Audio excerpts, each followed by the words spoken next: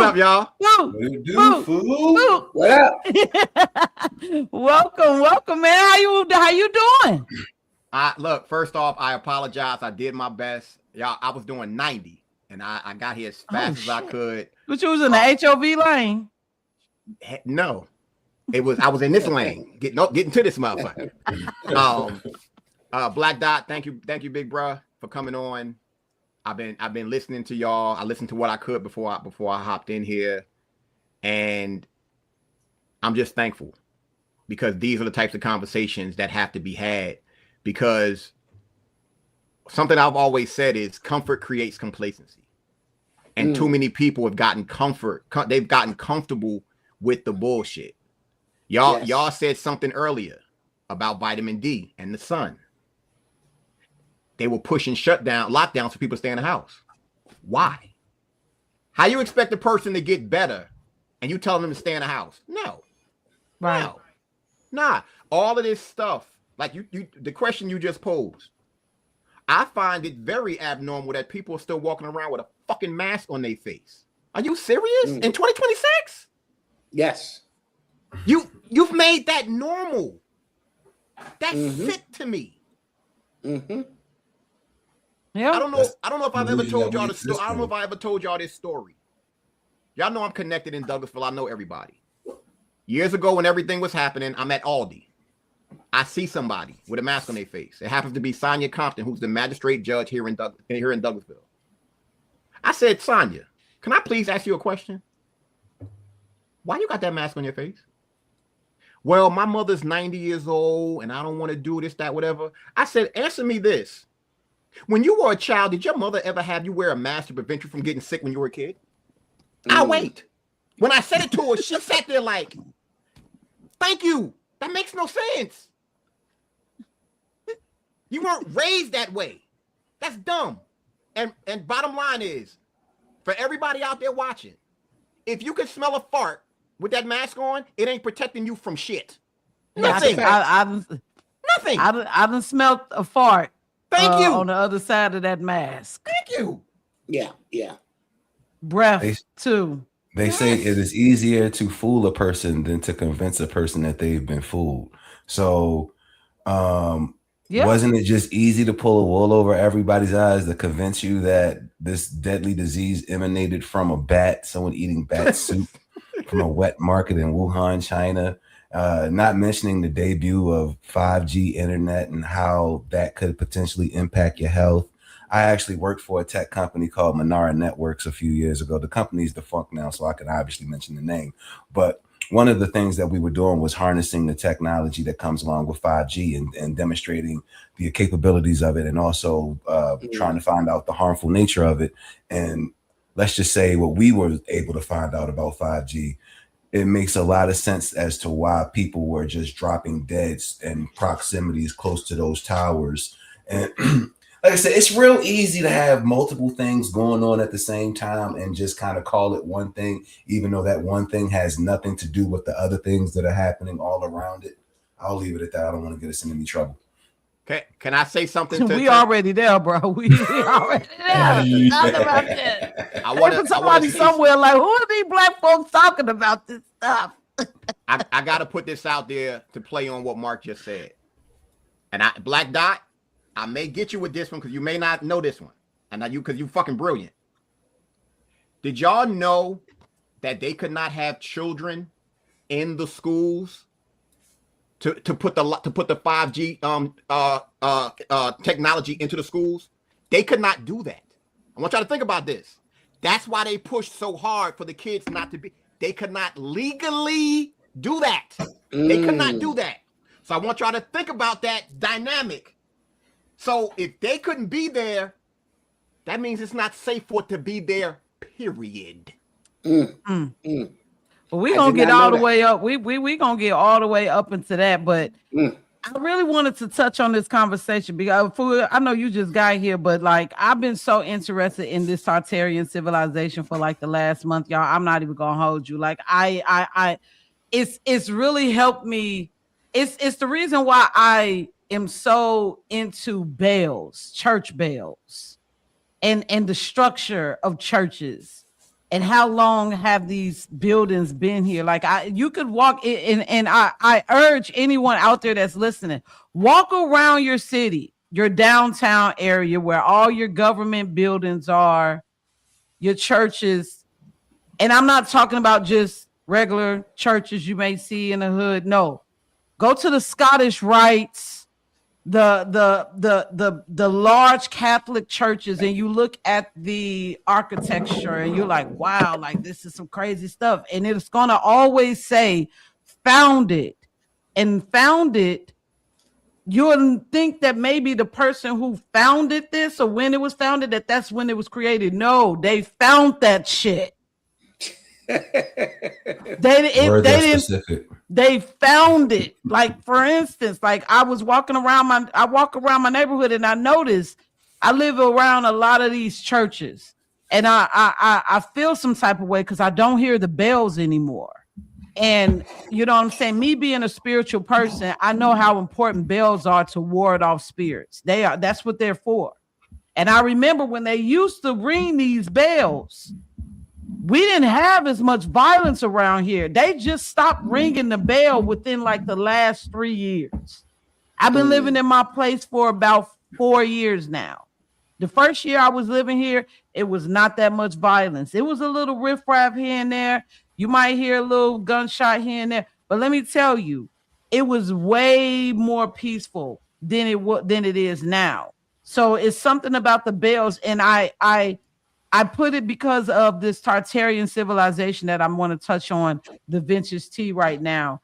And I'm going to tell you all a little bit about the Tartarian civilization. By the way, when I tried to actually type this into my notes, they tried to make it sound like it was wrong.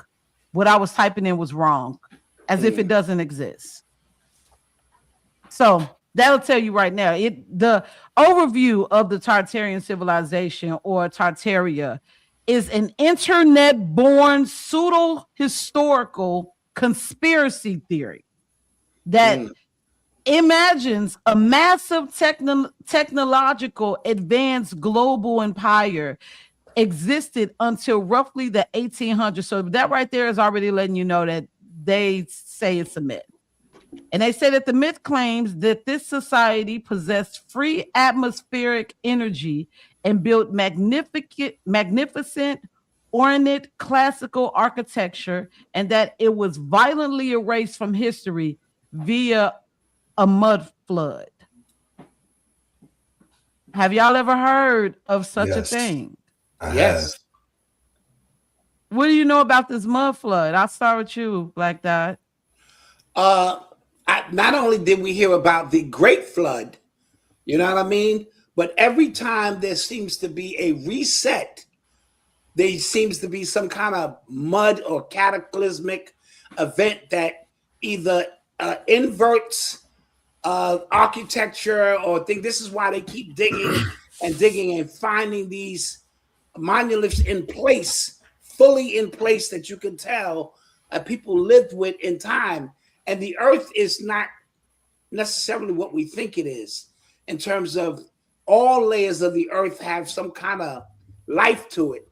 And so these mud floods and this water comes through and washes this aspect away. So I've heard about that. Like I said, of course, with the great floods. And then I've even heard of certain civilizations just vanishing, and not vanishing in a spooky sense, but, you know, our ability to pick up our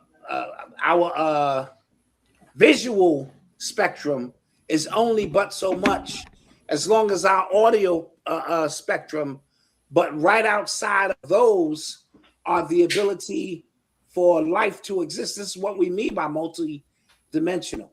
And so more advanced civilizations just thought themselves out of existence, out of your existence. You know what I mean? Right. What was you about to say, Mark? That they could, the other civilizations could absolutely still exist, because we don't know what's beyond Antarctica. And I'll leave that alone. But as far as the Tartaria Empire and the mud floods are concerned, all you need to do is just look around at a lot of these buildings that are essentially built on top of structures that were already there. And you can see that in a lot of like older cities, especially on the East Coast, places like Baltimore, places like DC, Philadelphia, anywhere that really, existed back during the time of the 13 colonies. And I really believe that there was a mud flood, and that's the reason why, like I said, most of the buildings have a foundation so deep underground. A lot of them will say fallout shelter on them too. That's a good way to determine like how ancient the building is. They'll say fallout shelter on it. But I actually wholeheartedly believe this. When you look at the reasons why they lied to us about everything, doesn't this make sense that they would lie to us about Tartaria? And where did this technology come from? It didn't just fall off the back of a truck. I mean, everything that we have right now, essentially, they had it in the Tartaria Empire. And so how could you convince us that everything is new and that people are inventing this shit when it's already been done? It's already been invented. For example, the electric car. That actually came before the Model T. A lot of people don't know that, but when you say stuff like that, then Google and Chat GPT are coming in. It's pseudoscience, and I'm like, it's not any more pseudo than the science that we have about the globe, because all of that shit is completely made up. Everybody, if you ever want to ask yourself, like, if you think that what I'm saying right now is cap, why does all of the mathematics, anything that have to do with the globe, all of it all links back to 666? If you think that's a coincidence, bro, I literally have beachfront property in Denver, Colorado to sell you. Holla at me. Anything you want to say about that, fool? I want to touch on it from a different aspect. You know how you just mentioned the reset? Yeah. When you mentioned the reset, people have to go back and look and think about that conversation between Neo and the architect. When he said, we've done this 6 times. He said it. When he said that goes over a lot of people's heads. That was so powerful. And he said, what did he say? And we've gotten more proficient as we keep that conversation was probably the best back and forth in the definitely top 3. Because the calmness of that man and everything he said, choice, love, like think about that. Choice and love. All of this ties into everything that we're dealing with, but it goes over people's heads and it's scary. Yeah. I'd like to read something, if I may, because it ties deeply into the conversation that we're having. And let me find it really quick. Would you happen to be reading from your book? No. I'm about to say, because I got to stop playing. I got to get your book. I'm bugging. My bad. I apologize, sir. No, it's all good. The government has been running a secret program to tether your mind to false reality. Let me introduce you to Project Anchor. This was a project that the CIA was running years ago. They've changed the name of it a couple of times, but the gist of it is this. In the 1970s, deep inside a classified wing of the Defense Intelligence Agency, a program was quietly greenlit. Its goal was not to spy on enemies. It was to control what ordinary citizens believed was real. They called it Project Anchor. The name was not an accident. An anchor does not move you.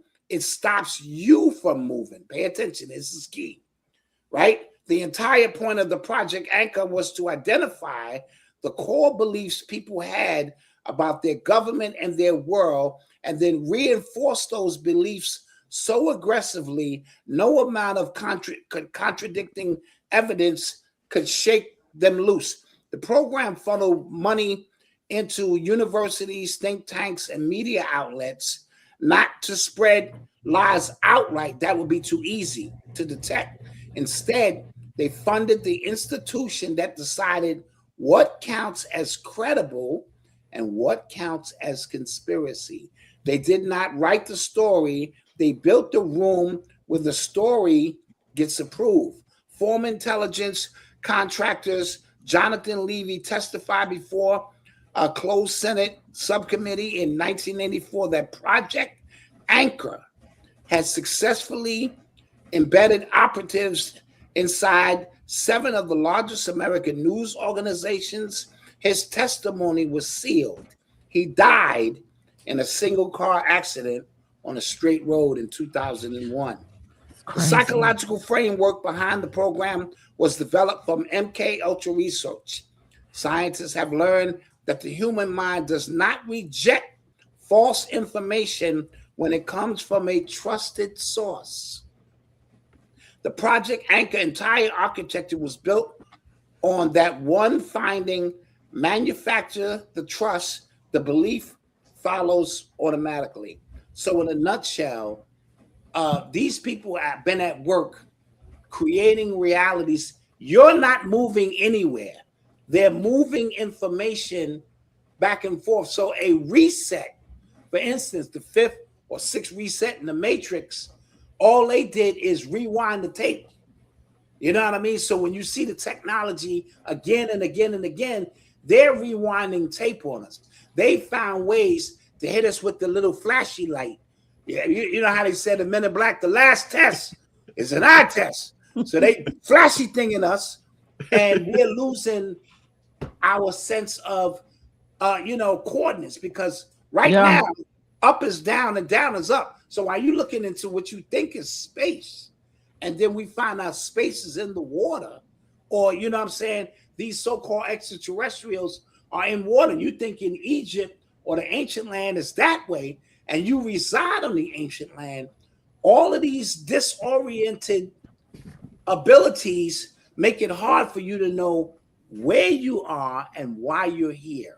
And so when they rewind these tapes and they bring out technology that's old, that you think is new, to reset your mindset, these people are devious, man.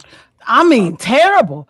It's well, this is no disrespect. I want to say this is no disrespect to any of my non-Black listeners, but I'm going to show y'all this video where a non-melanated man literally said about 80% of Caucasians are actually descendants of clones or clones themselves. And I was just like, what? Wow. Well, like, why would that be? And he said something in a sense to where there is no inner monologue. Like, there's nothing that's saying, you know how, like, when you do something bad, when you're getting ready to do something bad, you either make a decision, it's your conscience. And it's an innate ability to know right from wrong along those things. When you don't possess that, this is why you can we might run up on a tree and hug the tree.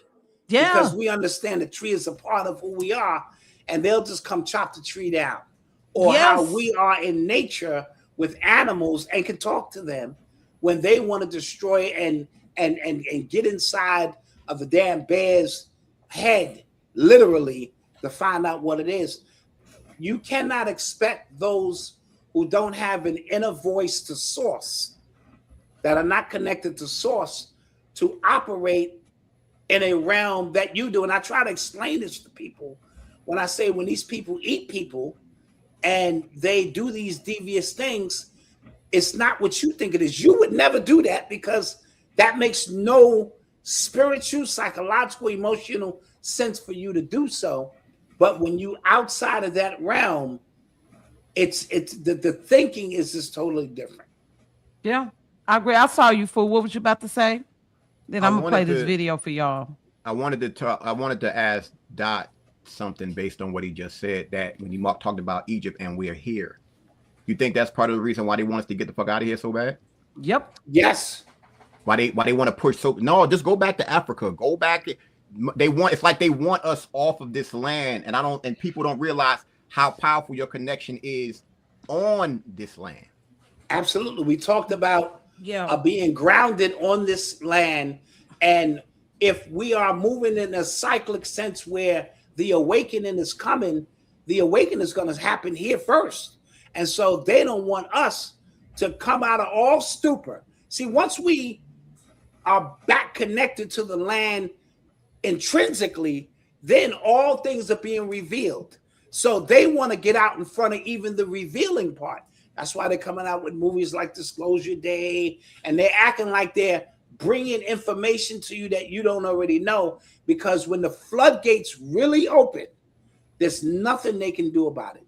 But if you're not on this landmass and you're on a second or tertiary landmass, because it's all ours, you know what I'm saying? I believe that's the last attempt that they could have to stop what's coming from coming. Yeah, and I mean, like I said, that's why I was like, when it comes to, there's something different about like like this side, anything that's on this side, on the west of the Bermuda Triangle, compared to what's across seas. Even when it comes to non-melanated people, Europeans, people from that area, people from Russia, people, people from that area. In my opinion, I could tell the difference between a white American compared to someone who's from like Europe. It's a very big difference. The same way that they could tell the difference between somebody who is a Black American compared to someone who is from like Africa.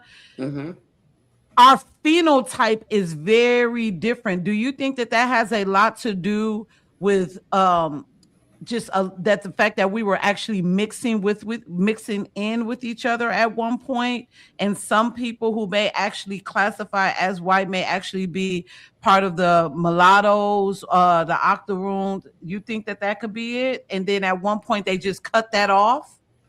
That could be it. That could be it. I'm not really too sure, but I do know I learned a new term just last night called brass ankle.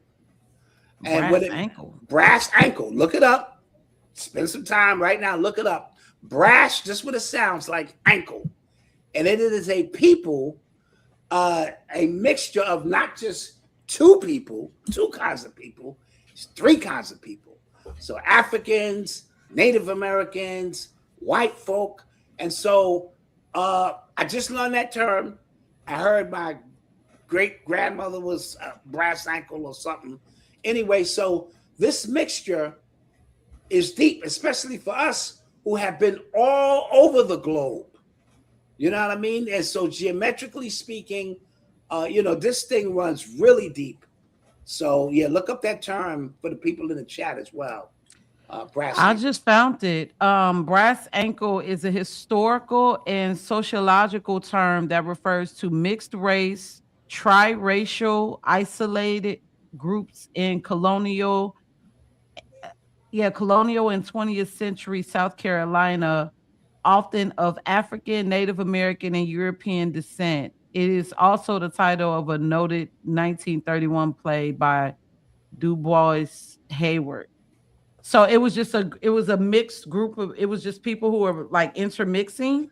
Well, right, but they isolated themselves off, and it was a three-way mixture. So if I was European and I got with the native, and then the native got with the African, and then the African got with that European, and it's a tri-mixture. We hear a lot about, I got some white in my family, or I got some Indian in my family, and all of that kind of stuff.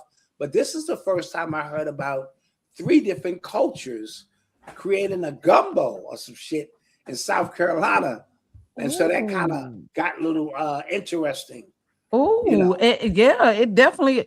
And mind you, I'm one of them people. I've been I've been on my ancestry for a long time. And I just found out that my great grandfather's father, on his census records, it says that he was Ethiopian.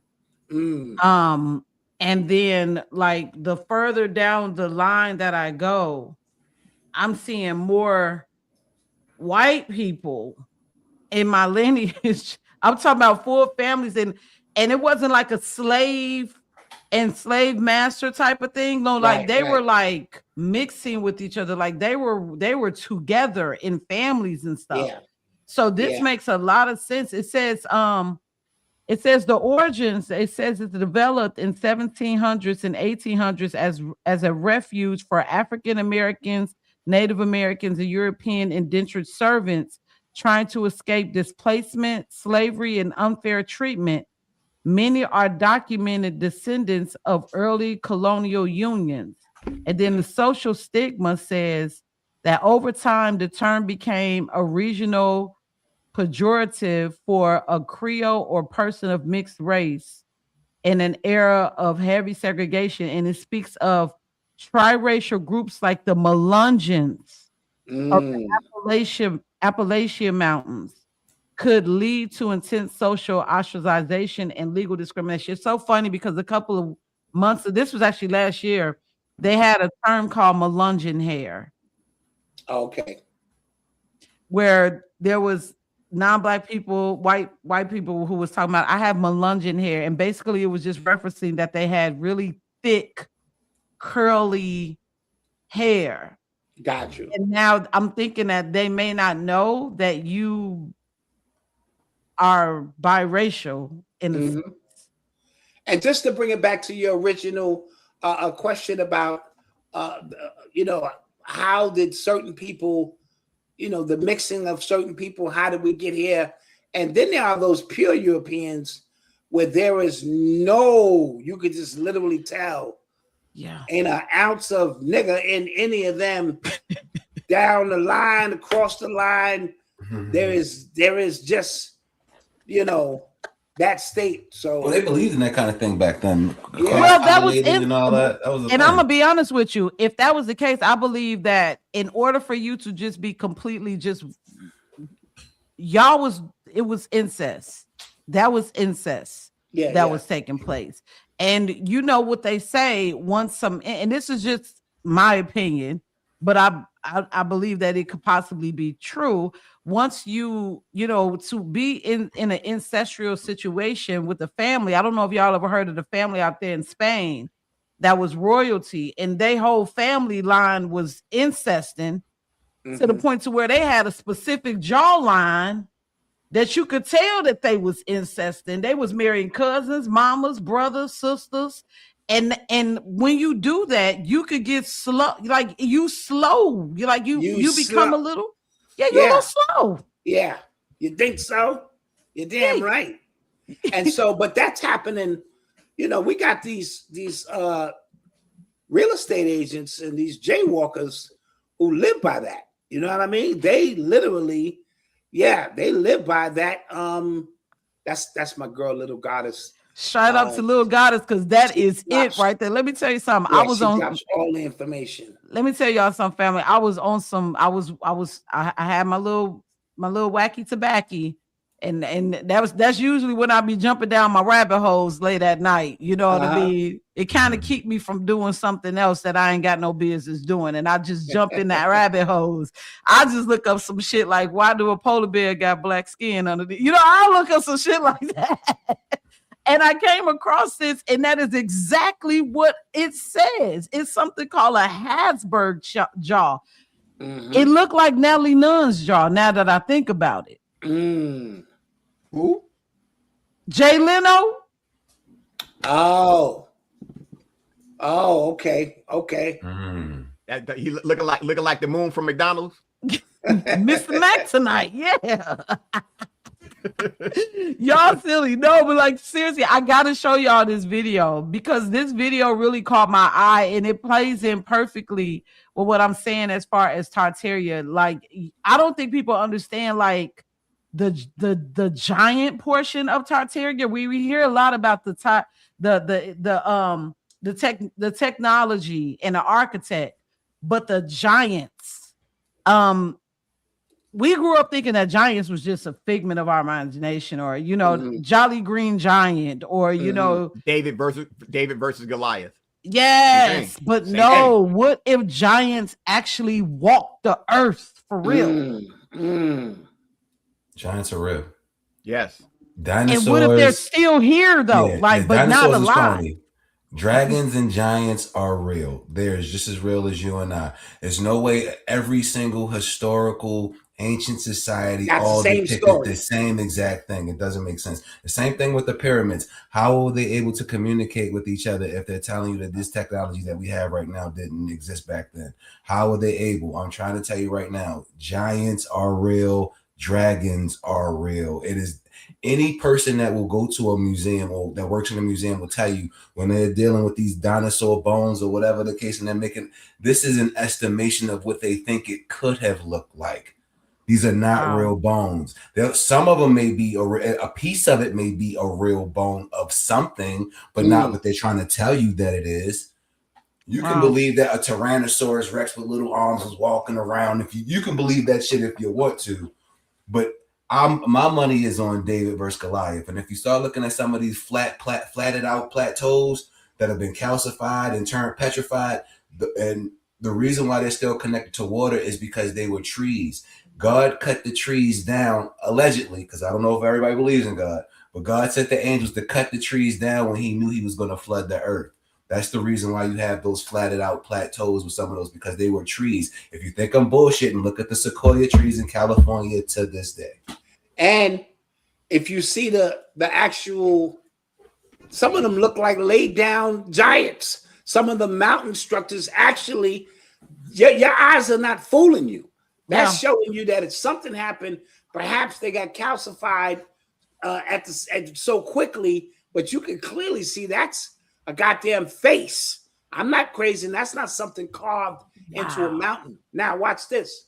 You might see a demonstration of David and Goliath in the next 2 weeks, played out on the biggest stage in sports with Wembanyama going against Jalen Brunson. You could see that. All right. The New York Knicks versus the San Antonio Spurs. It could happen. And you're going to get David and Goliath. You're going to get New York being the 11th state of the union. New York, if they win tonight, have won 11 straight games. This thing with New York sinking and them talking about so much going on, we could see something played out because they play these games. You know, they play these games with mystical times through sports. Do not be surprised if the return of the Giants is going to be played out in a ritualistic game called the NBA over the next 2 weeks. Very possible. And you meant, and the fact that you just mentioned something, you mentioned something in the sense of petrified. That plays in perfect. I'm telling y'all, I feel like that. Like, listen, y'all need to share this. Okay, we need y'all to share this live because we are having some really share button, man. Smash that share button right now. I got to show y'all this video because this video creeped me out so much. And then I'm gonna come back because I see some really good comments that I really want to talk about. I will be right back. Let me go ahead and share this screen. And this is my vintage tea for today. You all can find this on TikTok.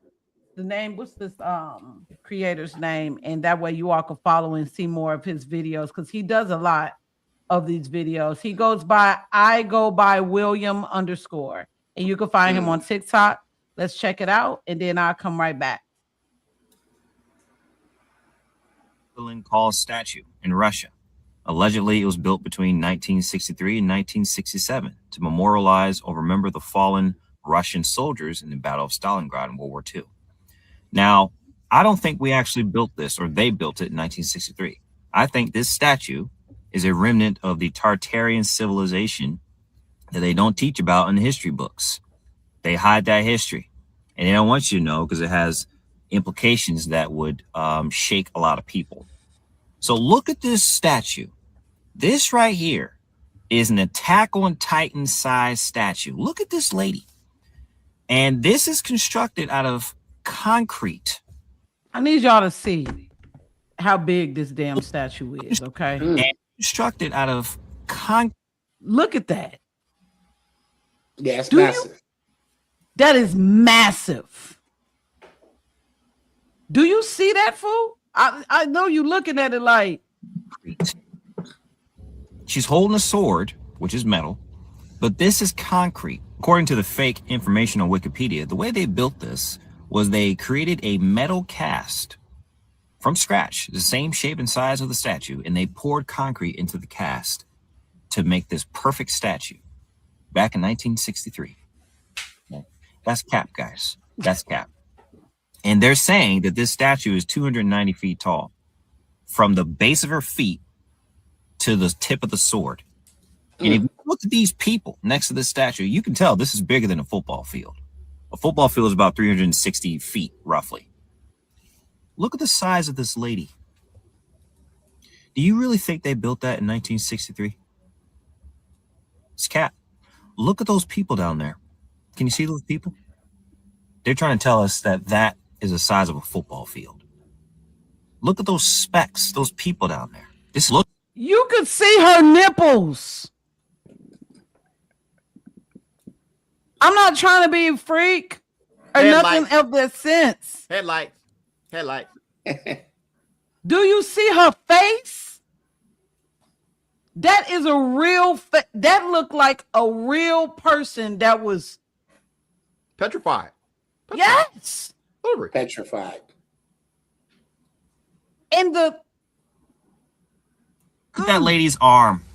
That looks like a real arm. You mean to tell me they made a metal cast and poured concrete into it to create that arm?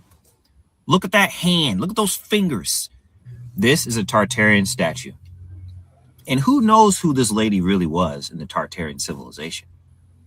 Who knows who this lady is or what she represents for real? They had to explain away why this statue was here. And the World War II Battle of Stalingrad was a perfect reason for that. And they really think like this is what I mean when I say question everything, y'all. And believe Please believe nothing. Question everything. I could look at this and tell there is. Do you see the detail in the legs? You can't do no concrete like that. There's no way. You can't. That is a real sword in her hand. Oh my God, I saw this. I said, what? What's something to believe? What's something to believe, and it's actually scary to me because obviously we've never witnessed it live. What's going to happen when that motherfucker come to life? Whoa. Hold on now. Wait a minute. Same Time. Hey. Whoa. Can you imagine? And when you start, see, these motherfuckers want to have conversations about 100 men against fucking gorilla. Damn that. That right there? What we gonna do against that? That's the whole thing. Because we have to start looking at everything as a reality. Because it is. And there's a duality. All of this stuff plays into it, but so many people brush it off.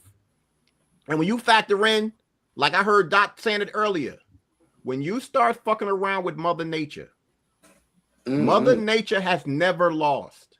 Mother Nature, Father Time, they undefeated. Them two motherfuckers, they bad. So when you fuck with them, I personally believe the four of us on this panel, we ain't down with them like that. We good. We protected. We're fine. Like I can see that giant motherfucker say, "Oh no, you fine. I want that motherfucker." Because that's where we're at right now. We have to become one with nature. We got to start doing what we got to do. And the more we do it, the more protected we are. Because looking at that statue, when he talked about those details, and then when Pretty said it, when you looked at the face was, oh shit. Like looking back, like what the fuck? Right. But she ready because she got that motherfucking sword. It looked like she was about to say, man, what the fuck is you doing? What are you doing? No, it looked like she was saying, oh my God, oh shit. Here's something else. Who's to say that those giants aren't the ones protecting us? You mean like in the Godzilla movie that they keep talking about? Man, they lie to us in real life and tell the truth to you in the movies all the time. Me and my wife, we've been watching movies of late, and every time any movie that we watch mentions portals in it, we start, our ears perk up, because she had made mention to that the sun travels around the world and the moon as well through, it circles it, of course, but like during the season changes, when it jumps from the equator to the Tropic of Cancer, or from the Tropic of Cancer all the way down to the Tropic of Capricorn, that it uses windows, and those windows are called portals. Now, at first, when I first heard her say it, I heard it, but I wasn't like, oh my God, there's really some truth to it, until I started watching a podcast by a guy named Flat Earth Dave. He was a guest on the podcast, and they were talking about the lost books of the Bible, and specifically they were talking about the book of Enoch. And in the book of Enoch, it specifically mentions portals. And I think it's crazy how when we talk about Tartaria and the Tartarian civilization, they want to make it seem as if it's something that is a lie or something that never existed, when I have proof that it did. And I'm not talking about some TikTok. Roll the clip. Let's go ahead and look into this additional vintage tea, and then we're gonna go ahead and dive more into the other topics. Now, this is from my favorite website, Newspaper by Ancestry. If you all are into anything of that such, I highly recommend that you all get a membership with this. I'm telling y'all, you're gonna find yourself in a rabbit hole of so many things. You'll find out about things dating all the way back to the 1500s. You could go on a worldwide search of different articles from all over the world and get the truth whenever you have questions about stuff. And you'll honestly see how they manipulate the news and manipulate search engines, because this says Tartaria right here. This is from Essex Chronicle, Friday, April 29th of 1785. Also, might I mention, they changed a lot of words and a lot of names of places. A lot of words and a lot of names of places. I learned this when I saw a map that spoke that this was before we seen anything like California, anything when it comes to America. Yeah. It was Little India here. There was a little China here. Now, mind you, India didn't exist. The country India over in Asia did not exist around that time. So I'm wondering what it would make you question, why would they have a little India here in America when today modern India is over there in Asia? That's great point. Could America actually be the land that was being spoke about in the Bible? It's my understanding that there is a mountain in Utah, and that's the mountain that Moses was supposedly he went up to. And when you talk about like the Nile River, they're saying that the Mississippi River is actually the Nile River. Yeah. Because the Nile is supposed to have 7 tributaries that flow out of it, but the real Nile only has 2. But the Mississippi River here in the United States of America absolutely has 7. And then you want to talk about some of the places like Jericho and like Memphis and Thebes, all of these different places that have these ancient names of other places, right? Do we think that that's a coincidence, or could it be that those places already existed here? How is it that that North America has more pyramids than any other place in the world? But they don't talk about that. They only just show you what you see in Egypt. But if you actually like do your homework, it's more pyramids actually in North America than it is anywhere else. I'm just saying, when you start putting these things together, it starts to formulate a picture that society isn't what they told us that it was. They try to tell you that everything was racist and everything was bigoted and that white people hated us and all of that. When you start, you've already been on the show that there were white slaves. So that automatically flies in the face that slavery was based on racism. So like when you start to look at these things and you see that the Tartarian Empire is a glaring example of what we used to be as humans. And we are effectively a downgraded version of what we used to be. A lot of people think that we are special now because of the technology that we have now. But I would argue that the technology has made us less free. The technology has Absolutely. made us more enslaved. The technology has made us more dependent. Have you ever tried to ask the child to do mathematics without having a phone handy or a calculator handy? Oh, They're done for. shit. Don't even ask me my son's phone number no more. Have you ever Without tried me. backing up without having your backup camera? Like Yeah. having a camera in your vehicle to people like myself is a completely foreign concept because we had to learn with the 3 mirrors. But That's right. nowadays, you try to teach a kid how to drive without that camera, they're done for. Our ability to think for ourselves, our ability to harness free thinking, all of that has been completely wiped away because they do all the thinking for us with the phones. And then you thinking that it's getting better because, well, we have Chat GPT, but that's just exacerbating the problem because now they're doing the thinking for us. So effectively, we're living our lives based on the opinions of machines. Let that sink in.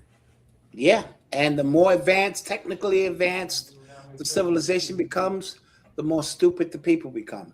Because, like you said, now we're relying on things outside of ourselves to solve problems and do things that we naturally did for self.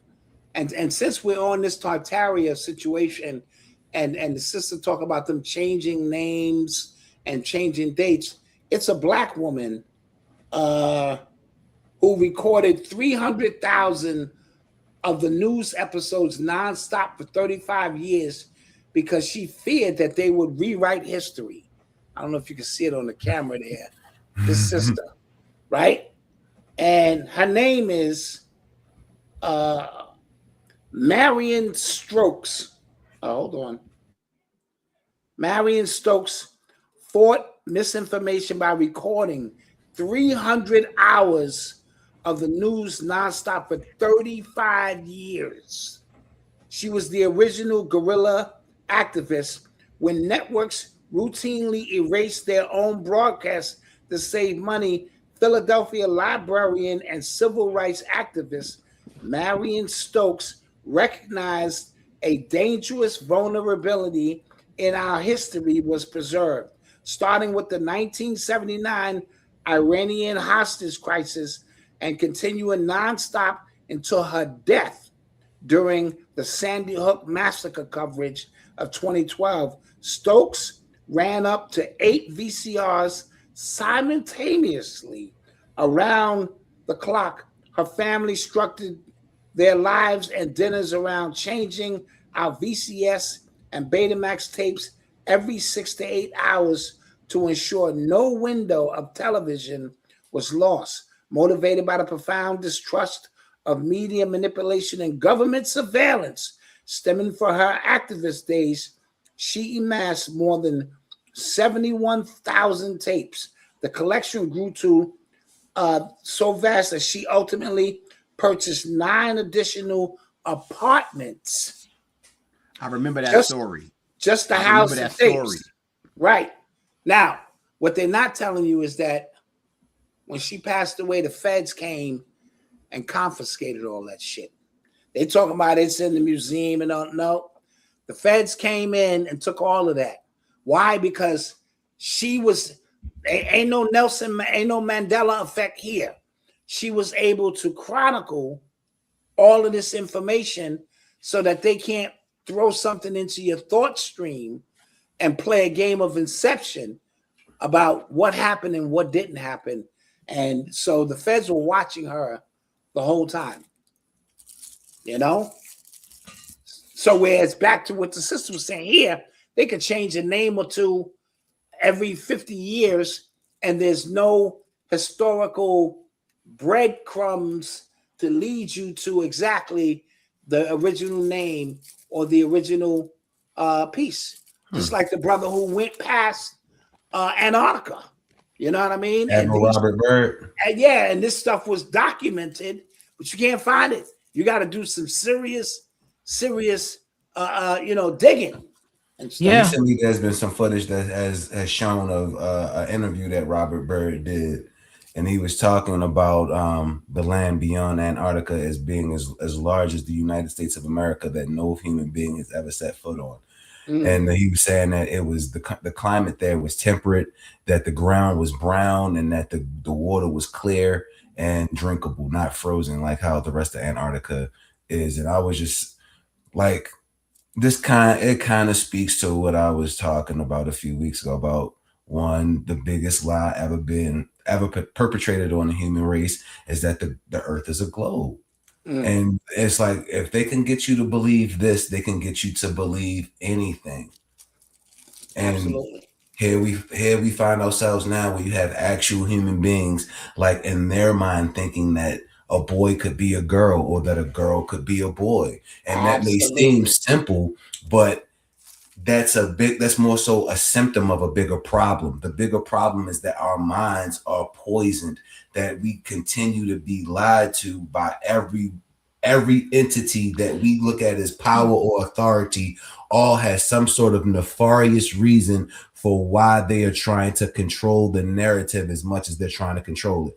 This lady had over 71,000 tapes. Now, all I'm saying to you is, what do you think was on those tapes? Could it perhaps be that the encyclopedia was changed back in 1958 when the encyclopedia actually mentioned by name the continent of Antarctica and said that it was a dome-like structure, and the latitude and longitude at which you can find it, and even the height, which was 13,000 feet. Now, why would the encyclopedia all of a sudden change and then tell you that the description of it is completely different?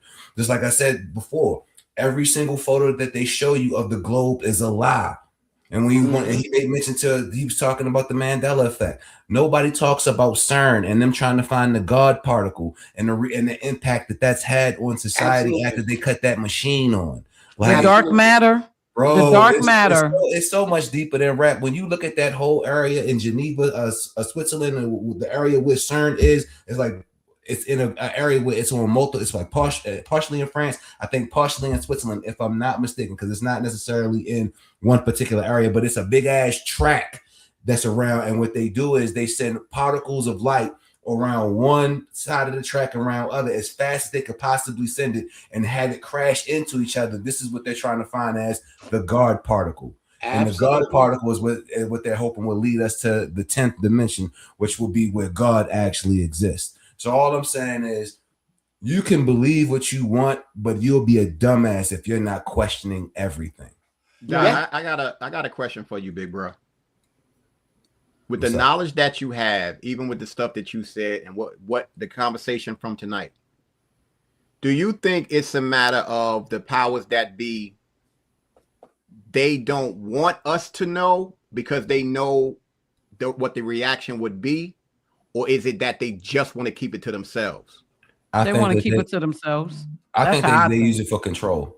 I think the people are much easier to control when you feed them nonsense and you tell them that they're insignificant. Then you think about your life and you don't really have a purpose, then you'll believe anything. But if you knew definitively that your life had a purpose and that God was watching every single move that you was making and keeping an account of every deed that you did while you were here on this earth, I guarantee that would have a different effect on people and the ability for them to be controlled. Because I'm not going to be listening to what man says when I know that there is a greater God who's telling me this is how I need to operate and conduct myself.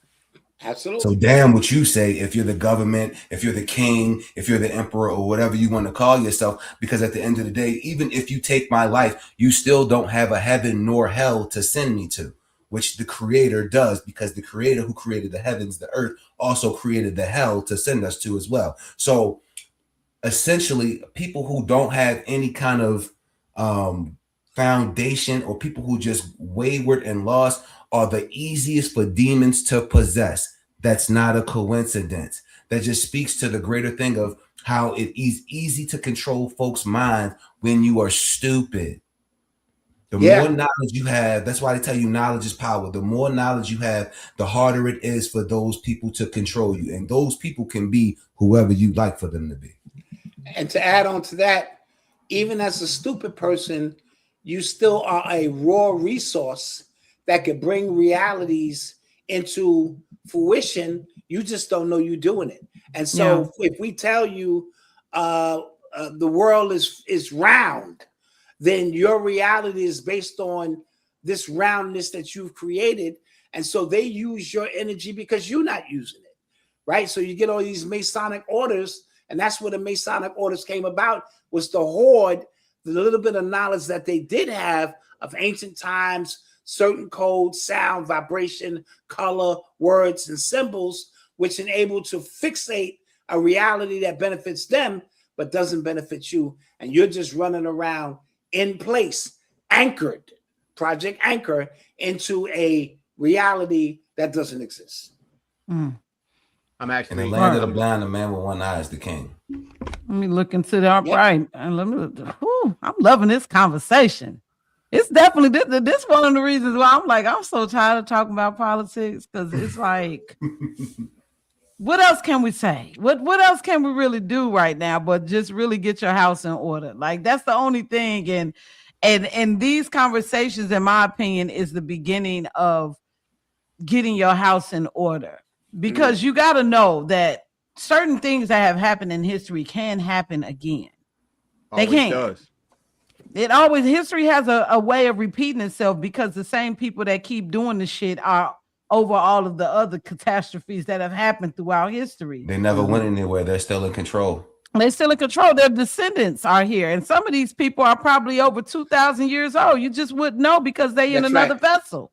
Oh, there's an internet photo it's kind of like a meme that has the hierarchy, whether they're talking about it from a meme standpoint and trying to put like the internet sauce on it. There's a lot of truth to it. It speaks like the devil at the top of the hierarchy, and then below him it's like Baal, and I think the other demon, I can't think of what his name is. Moloch. Yeah, and then it breaks down to like the U.S. courts, the entertainment, the finance department. Yeah, it breaks down all the way down to people like you and me, us, all the way down. And you see how the information of evil comes all the way down, and shit flows right downstream to us. And this is how it is. Whether that's a meme and you think that it's phony or not, ladies and gentlemen, you can't say you believe in God and not believe in the devil. So if you believe that God is real, then the devil is just as real as you and me too. And so he has an agenda, and a lot of people fall victim to not really understanding the devil or his power or the fact that he even exists. It says the devil roams the earth like a lion, looking for souls to devour, because you don't even know that he exists. The whole time he's walking up behind you, whispering, talking to you, and putting poison into your ear. And when you look at all of the nonsense with all the political violence and everybody screaming that they hate Trump, they hate Trump, they hate Trump, don't you know that Jesus said that the devil would never attack his own? This is true. The devil would never attack his own. This for all my religious people out there. This for everybody on the East Coast. I just had this conversation with my mother. They think I'm batshit crazy because I'm a Trump supporter, right? So, I mean, that is what that is. You can feel about me what you want. But the bottom line is there's a reason why there was a call for all demons, all devils, warlocks, witches, and all this to put like a mass spell on Donald Trump and try to hex him or whatever the case may be. Now, why would all of that be happening to someone who was supposed to be the devil himself? Why would Satan attack himself?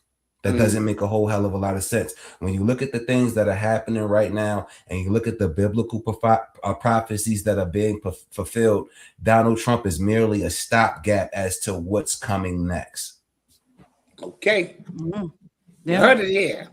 I want to go to this comment right here, and I'm gonna look at it because, man, y'all on fire in the comment, man. Shout out to everybody in the comments, because like y'all making it happen. But commercial break. Everybody that's in the comments, go get 10 people on this live right now. Make sure they subscribe and get 10 other people. Go ahead, Shannon. I give you some barbecue. Maybe not. I'm just playing. No, I'm just kidding. So BKC 85er, what's going on, bro? He says, for anyone that wants to know the other side of Mustache Man's speech in Munich 1922 about the real estate agents is mind-blowing. The same thing is happening here today since World War II. That's because the same people are here. Verbatim. And I'm gonna tell y'all something, and I don't care how anybody feels about what I'm about to say, because it's my show.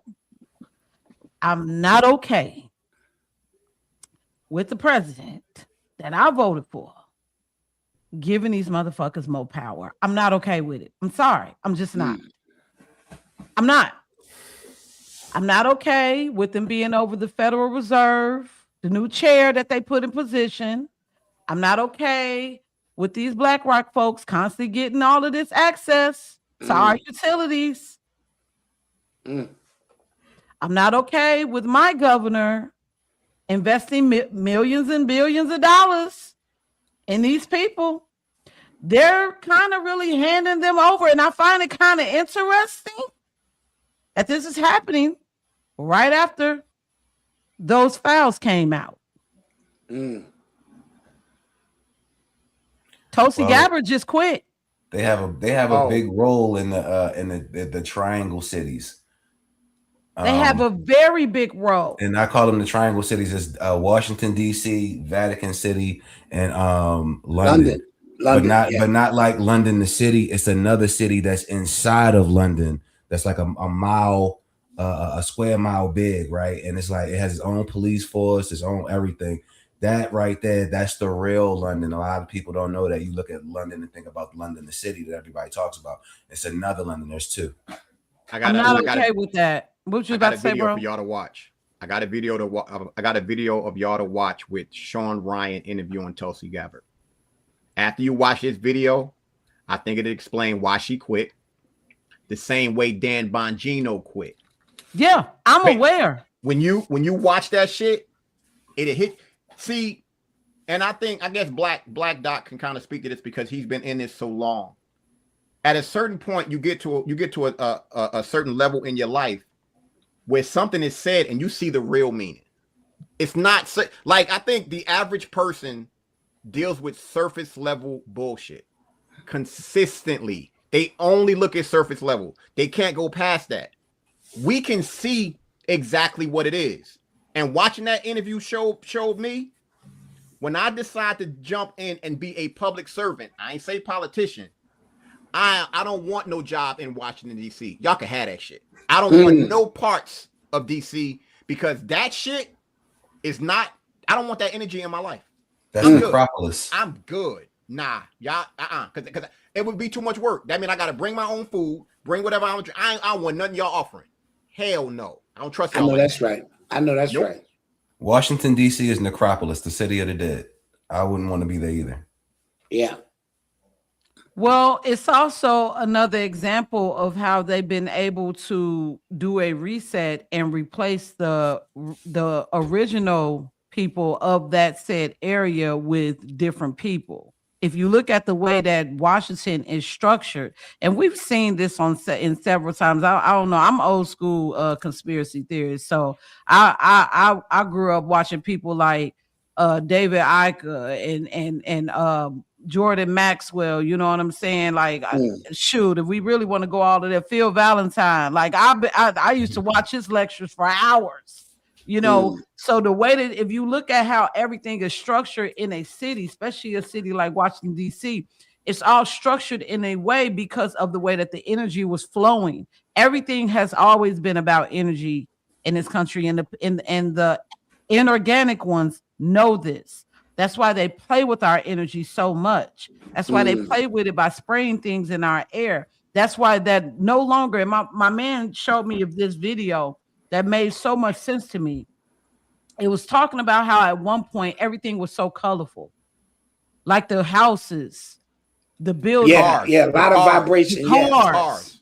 Now everything is just gray and black and white. Yes, because of the colors. So because it's super deep. I said, dang, that make a lot of sense because a lot of folks don't know. You know, a lot of folks in the hood don't know about the chakra system and how energies, how certain colors play a part in certain parts of our body. That's some real shit. And our temperament. Yes. Absolutely. It's the truth.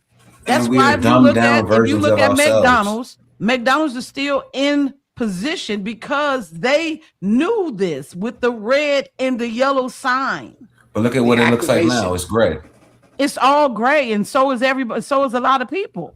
And I'm saying that that's a result of us being a downgraded version of ourselves. Because even of ourselves back then in the 70s and 80s when everything was colorful, color is it's a form of self expression, so to speak, and it shows thought process. It shows creativity. Those things are continuing to erode away on a day-to-day basis. Yeah. Every single day that we get more attached to our phones, we get less attached to reality and individualism. Now everything is about looking like someone else. When you look at all of the kids now, what do all of them wear? They all wear those little Birkenstock shoes or those little clog style shoes or whatever the case. When we were kids coming up, it was about individuality. It was about who had the freshest sneakers. It was about who had the illest kicks, the illest Timberland boots, the Nike boots, Lug boots, or whatever the case may be. It wasn't about looking like the next person. In fact, if you came outside and you had on the exact same shoes as your man, you was ready to go back. That was a problem. Yes, because that was like you was ready to get slid under the bus for jocking your man's style for real. Yeah. I'm gonna be honest. Some of these kids be looking homeless. Some of these kids be looking homeless. Yes. Some of these parents be sending their kids to school looking homeless. That's absolutely a downgraded version of ourselves. Yeah, absolutely.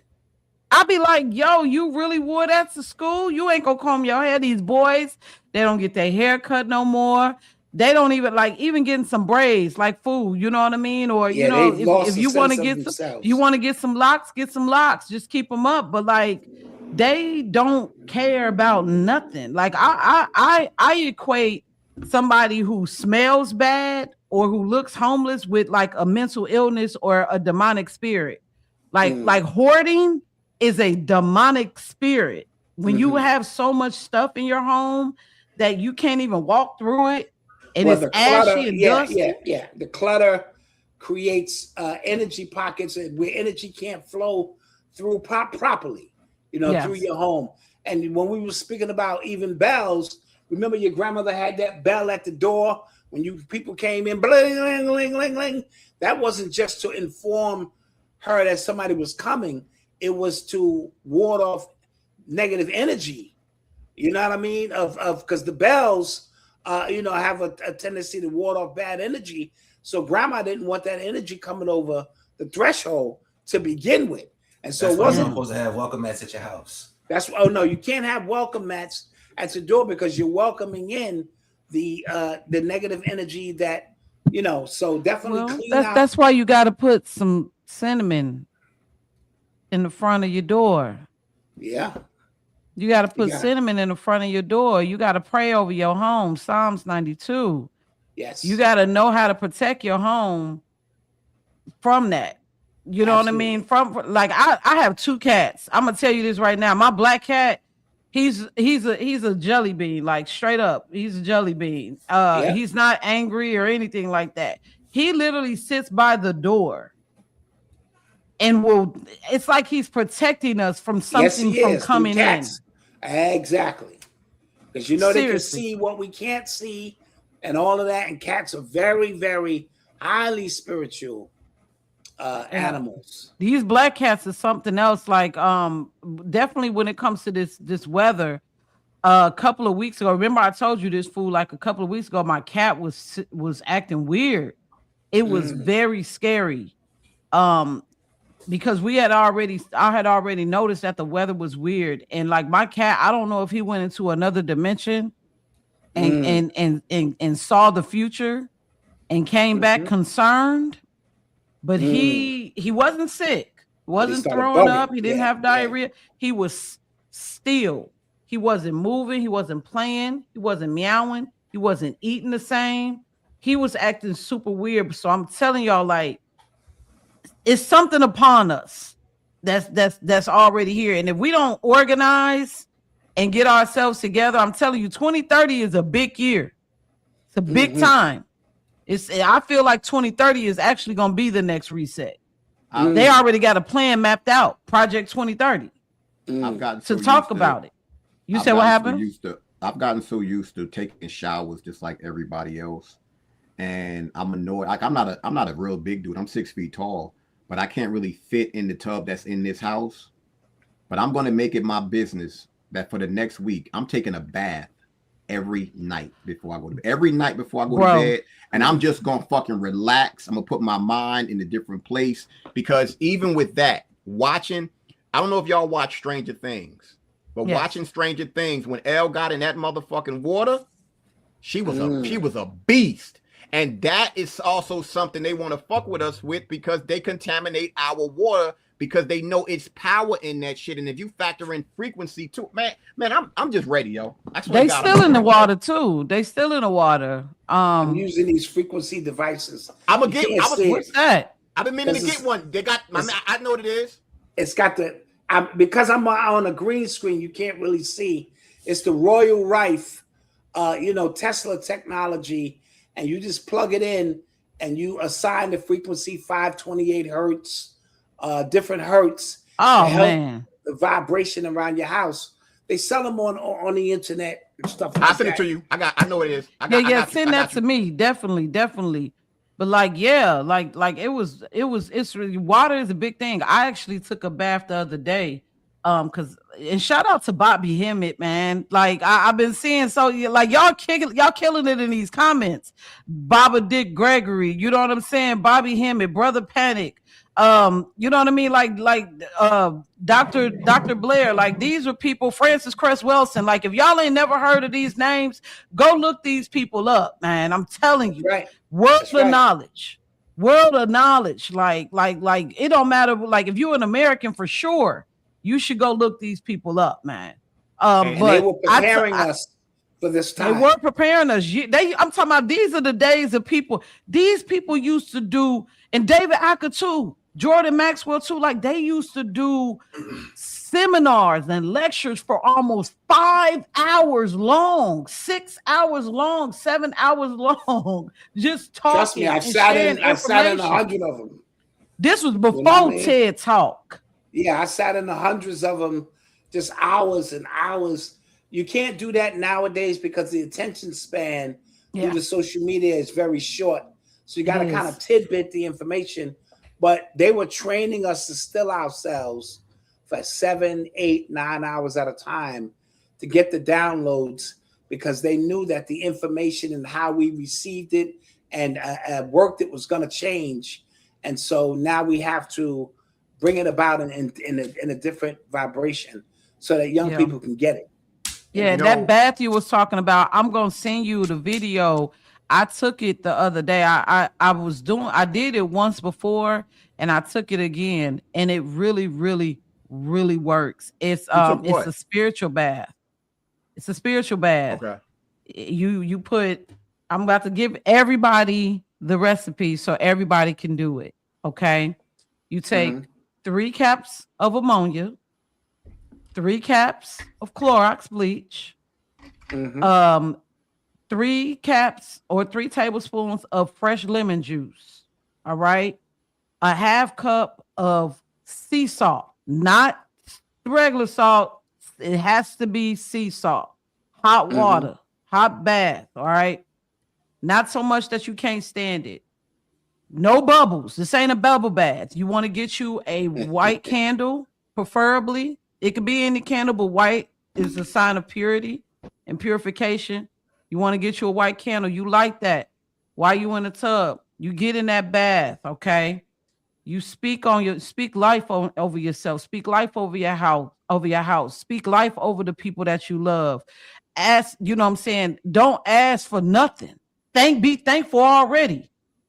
Just already thank the creator for what you had. Yes. It's already is. It's already here. You be thankful for that. And you speak affirmations over yourself. You call yourself back in. You say, I am. If you can't chant that, because that awakens something within you, and you chant that. And when you're done, you chill in the bath for a little bit. Once you get out, let it simmer. Don't dry yourself off just yet. Let it all marinate inside of your pores. Then you take a little bit of that wax from that candle. Get you a piece of paper, preferably parchment, if you have it. Pour a little bit of that wax in there. Flip that. You want to fold that up. Carry that around with you. I got mine right here in my pants. Nice. And what it do?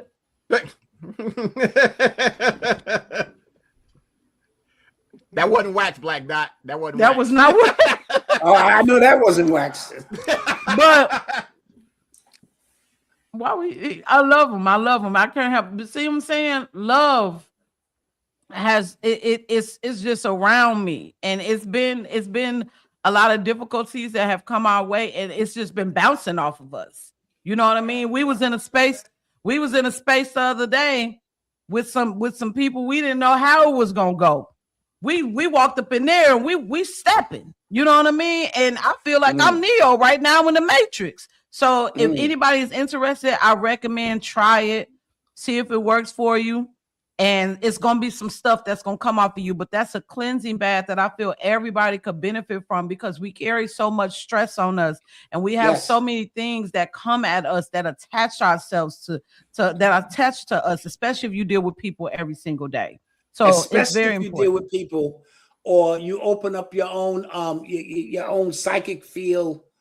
Like if you smoke, you drink, sometimes you get these entities that latch on, you bring them home and don't even realize it. You know what I mean? And so that's why these baths are very good to kind of just cleanse that energy off you. And our grandmas used to do all of that stuff. See, a lot of people think that's strange. That's what grandma and them used to do. Come here, baby. No, you got something on you, baby. You get in that tub and let grandma work. You know what I mean? Yeah. So these are just us returning back to who we were in the beginning. Absolutely. Guys, with that being said, I got a boogie. All right, thank you so much. Hey, Doc, check the private chat real quick before you bounce. I will check the private chat before I bounce, and we'll build. All right. All right, I appreciate you. Thank you so much for stopping in. Y'all make sure y'all follow the Black Dot on TikTok, on IG, everywhere. And Urban X. Yes, please follow his podcast, Urban X, okay? Thank you so much, Black Dot. Have a good day, all right? Enjoy your holiday. Yep. Let me get this information I need. All right. You know, I'm sitting here. Do y'all realize, like I said, y'all know I'm born and raised in Newark, New Jersey. Mm-hmm. I'm not joking when I say this.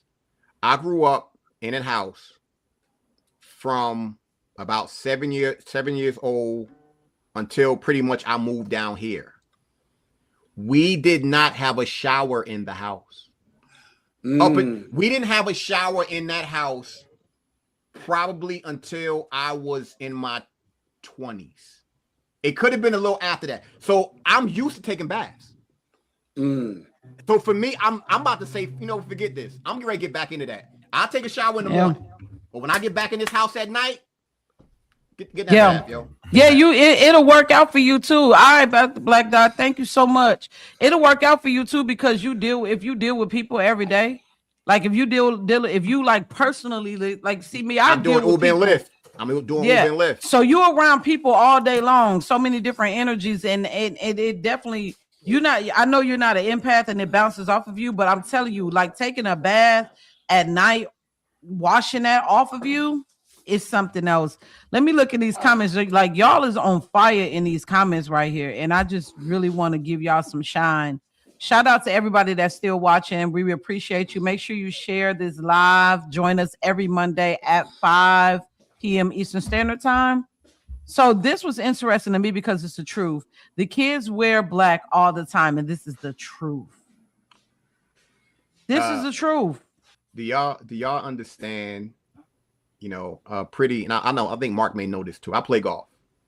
Mm-hmm. I always do my best to find every bright color shirt I can. I've always been like that. I love a baby blue.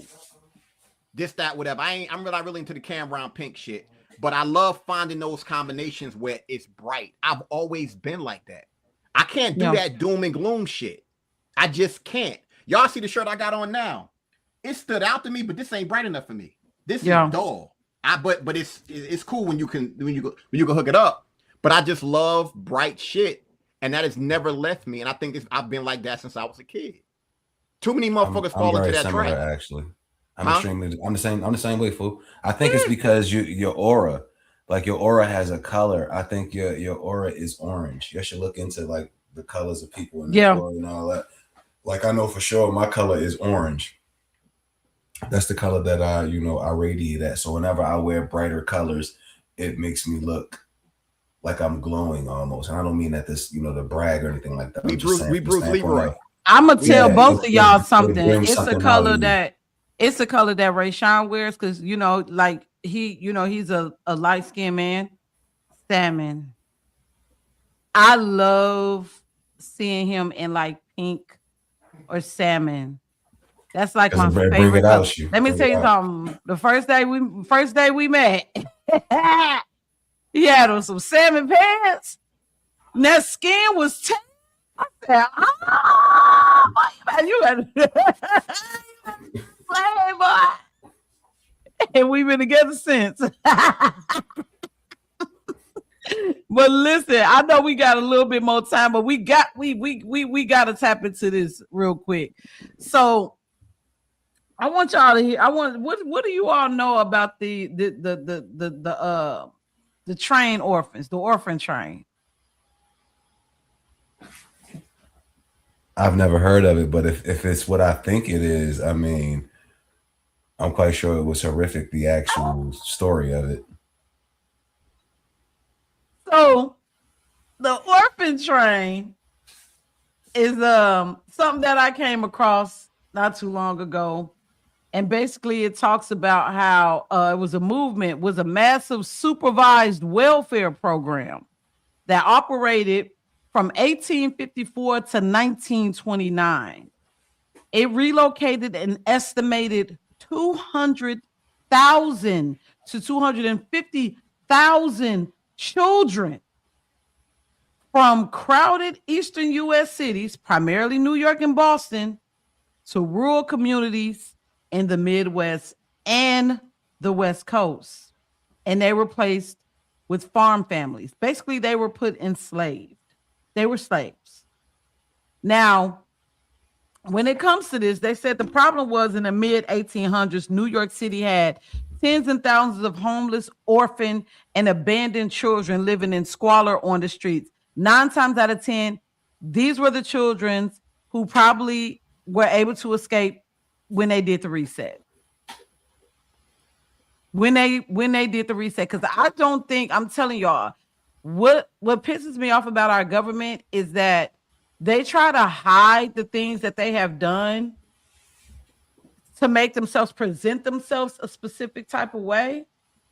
But our government has did some really bad things to people all around the world.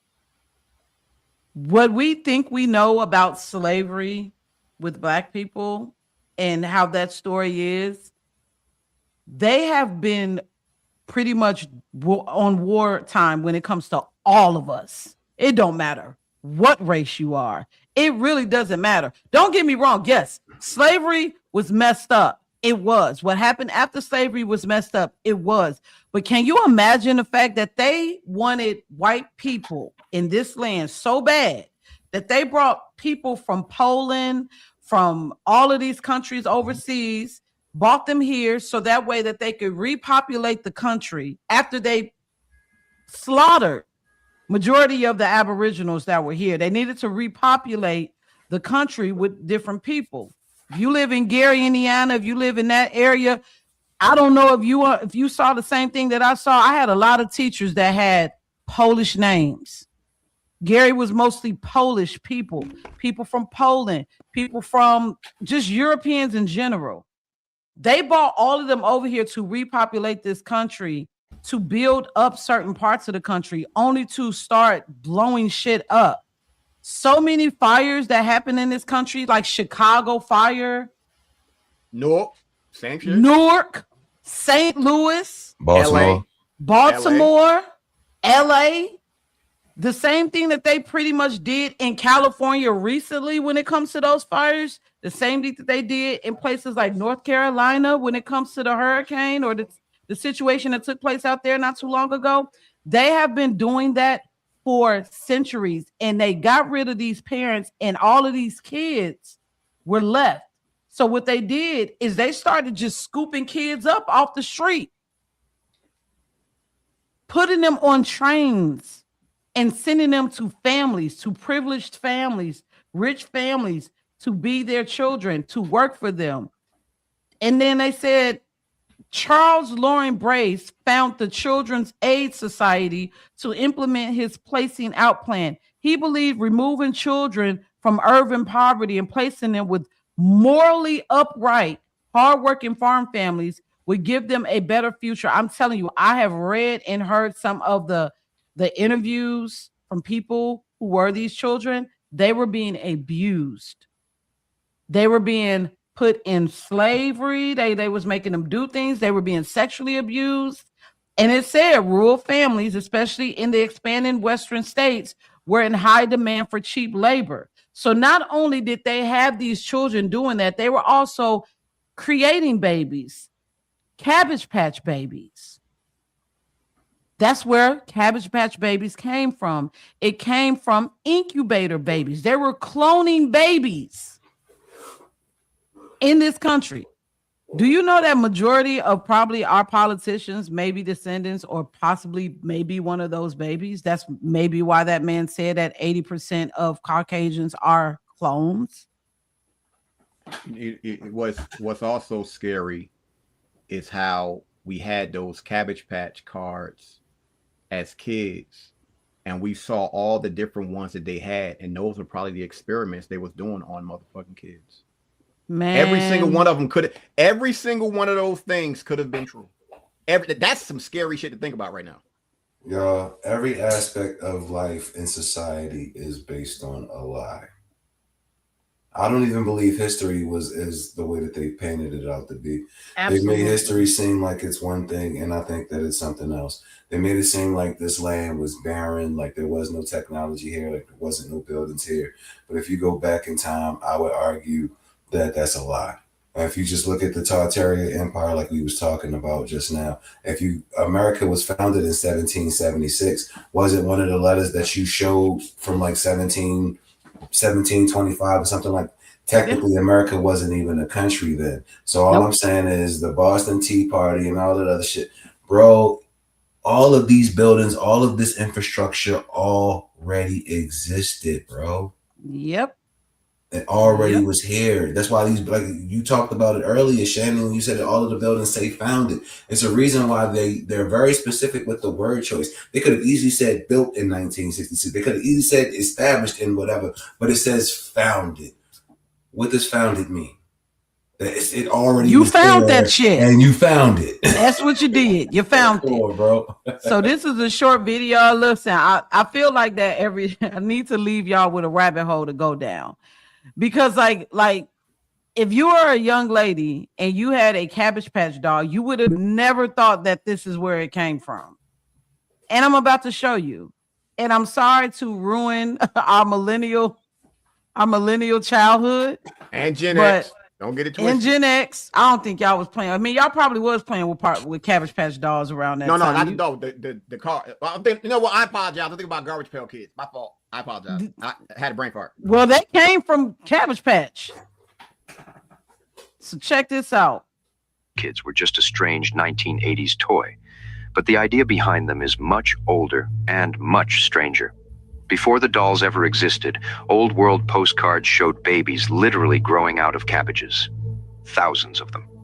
This imagery was common in the late 1800s and early 1900s. And here's where it gets unsettling. And let me pause this real quick, just so you all know this is not AI. These are real pictures. They were really photographing these babies and creating postcards with these babies on there. So this is not AI. Yes, the spoof of Cabbage Patch Kids or the Garbage Pail Kids, I remember the stickers. You also can think back to a time like, if you watch a lot of old shows, like if you think about like the Little Rascals, Little Orphan Annie, y'all notice that they never had no parents? They were orphans. They were orphans, okay? During that same time period, babies were actually being mailed through the U.S. Postal Service. Not figuratively, literally shipped like packages. There were also advertisements that looked less like adoption and more like shopping. People browsing, selecting children, almost like inventory. Now consider something else from that era. Old photographs show entire cities already built, but strangely empty. Massive streets, grand buildings, very few people. Some researchers ask a disturbing question. What if children were being removed from families and redistributed to repopulate these found cities? Cities often associated with Tartarian-style architecture, places that look finished but underoccupied. Why do so many early city photos look more like set pieces than living communities? And why does this period coincide with mass orphaning, child relocation programs, and the normalization of adoption over birth? Some believe the cabbage imagery symbolized children with no recorded origin, not born here, but placed here. Most people think Cabbage Patch. Creepy. Very creepy. And they talk about a baby boom. They weren't having babies like that. This is the baby boom that they were talking about. Hence why the generation before the baby boom is called what? The silent generation. The shit that's crazy is to look at that and to know that it's actually fucking true. It's more proof of why they want to hide so much. Yep. They want to hide so much, and they don't want people to open up their eyes to what reality really is, because they want to portray themselves as holier than thou and this, that. Nah, yo, because that when you look at something like, do you know how sick you got to be to do some shit like that? You got to be a sick motherfucker. You got to be a sick motherfucker to come up with that type of shit. Desperate times call for desperate measures. They needed to repopulate the planet or repopulate the country. And like I said, the technology that we think is new has existed for decades, years, centuries. It's already been here. And like the whole thing with clones and all of that, they talked about it in the movie. They cloned Tyrone. Yes. Like y'all thought that was just a movie, bro, but it was hitting on so many things that are prevalent in America and specifically prevalent in the Black community. You think all of this stuff is by coincidence. There's no such thing. Well, you got to remember it's called Who Cloned Tyrone, because they changed it. They changed the title. Now, Mark, I want y'all to think about this. When we watched The Matrix and they broke it down of how they grow people and the babies and everything like that, that was a futuristic version of what Pretty just showed with them fucking Cabbage Patch babies. It's the same exact thing, minus the metallic thing and the stuff in the back of the neck. It's the same fucking shit.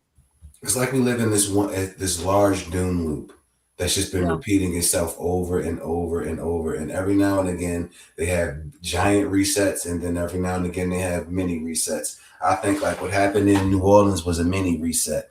Like what happened in Oscarville, Georgia, for whatever reason, that was a mini reset. What happened in Tulsa, Oklahoma, that was a mini reset. And then you can look at larger resets like Chicago.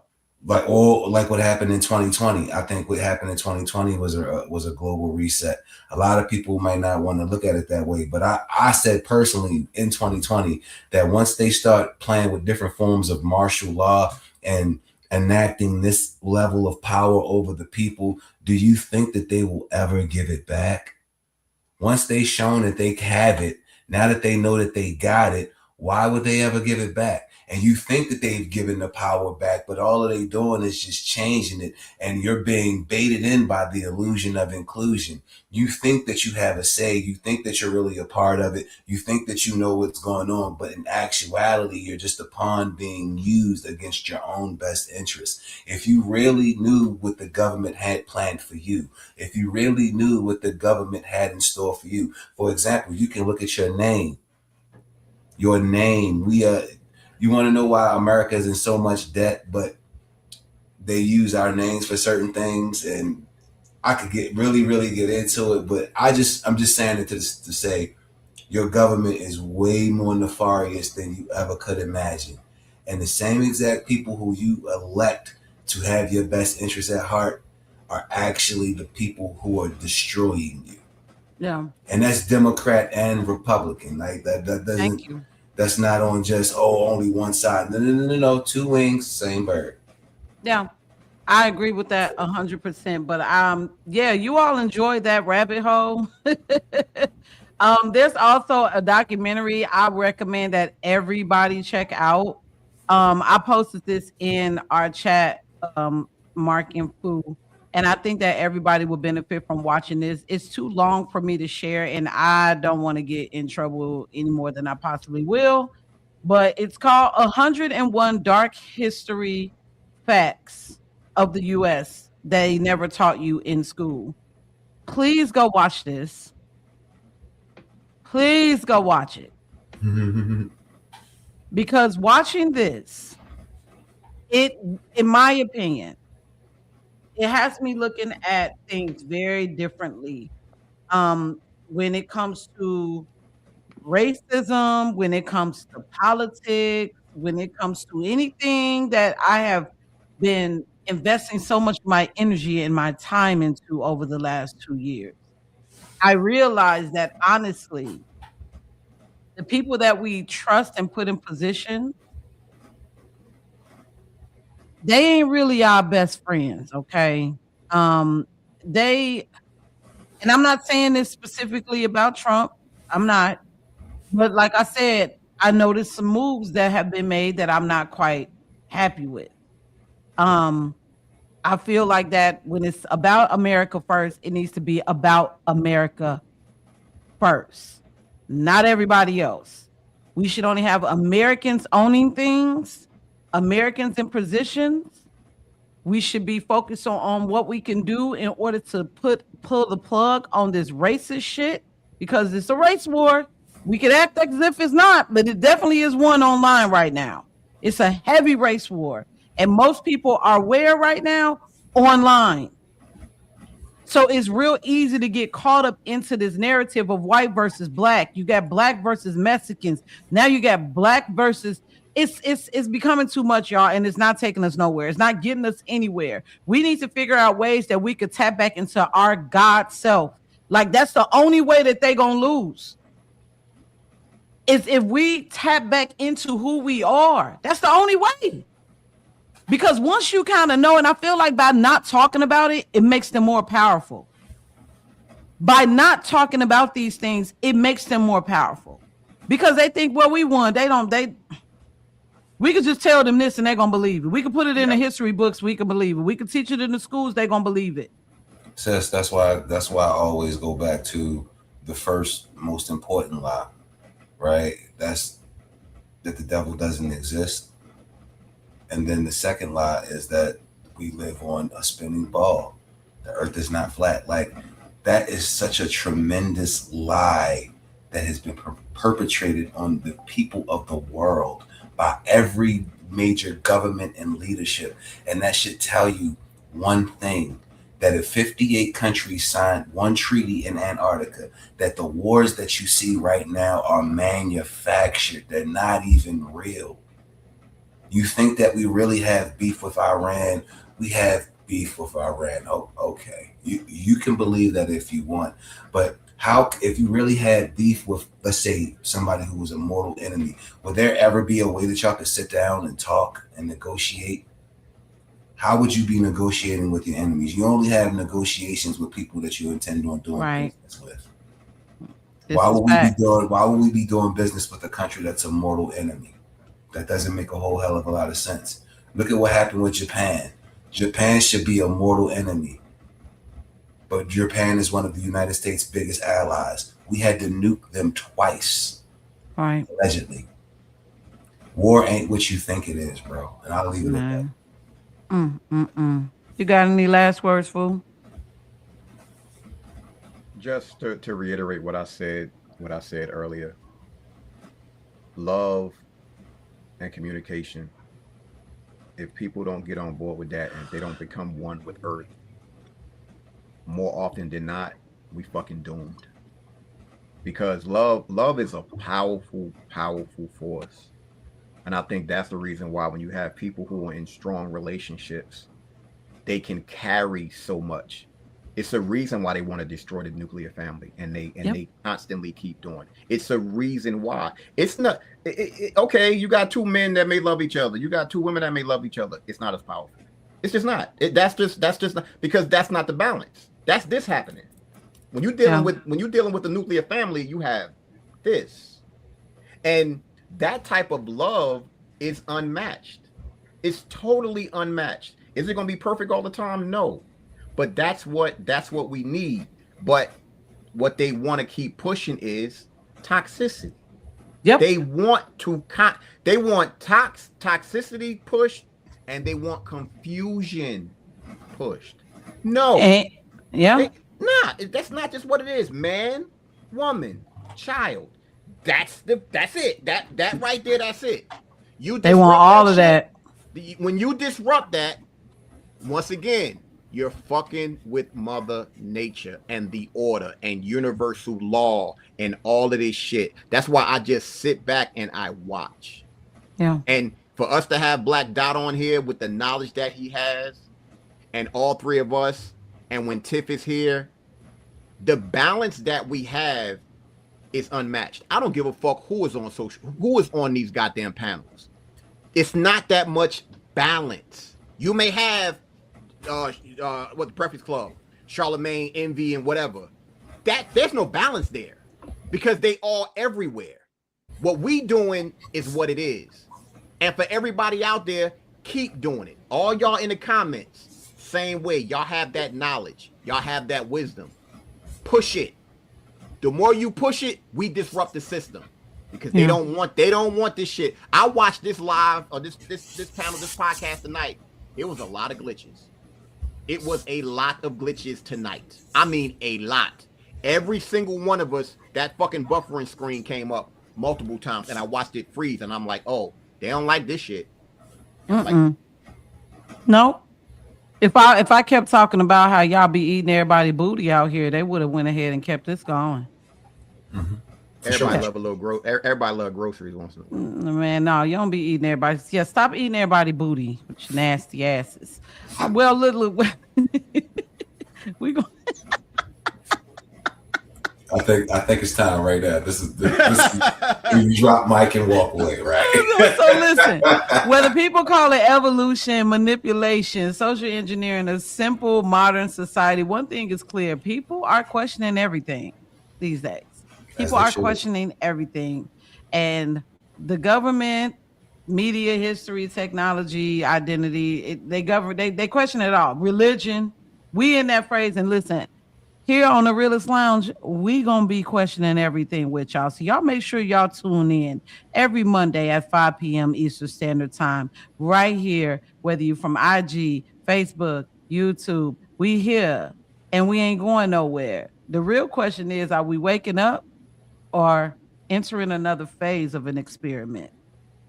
Something to think about, right? Well, look, I'm signing off. I'm your host, Shannon Nicole.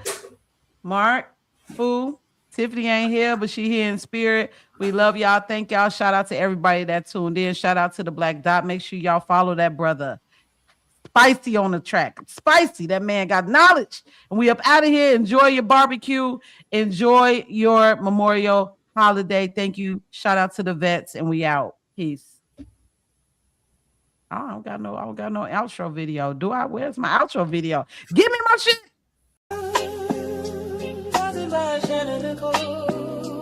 Where